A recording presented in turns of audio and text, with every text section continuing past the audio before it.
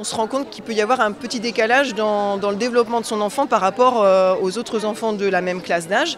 Donc ça peut être un petit écart de développement dans le développement des coordinations, un enfant qui est plutôt toujours maladroit par exemple, qui ne tient pas bien ses couverts, son crayon, des choses comme ça. Donc on peut suspecter peut-être un trouble des coordinations.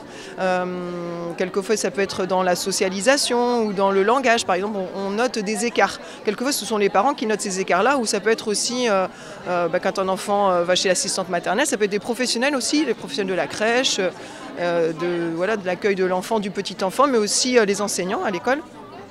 Ça peut être aussi l'entourage familial, aussi amical par exemple, qui note une différence de développement.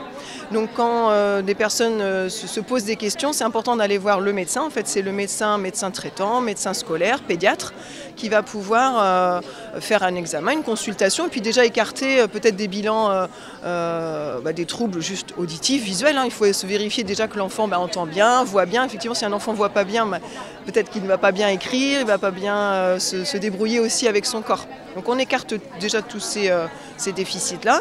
Et puis si effectivement tout ça c'est rassurant, on peut se poser la question peut-être d'un trouble du neurodéveloppement. Et à ce moment-là, on peut adresser la situation. C'est le médecin qui va adresser la situation en complétant un formulaire d'adressage et qui peut adresser la situation à des plateformes de coordination et d'orientation, donc comme la PCO. Il existe 2 PCO en Vendée. Il y a la PCO pour les enfants de 0 à 6 ans et puis une autre PCO pour les enfants de 7 à 12 ans.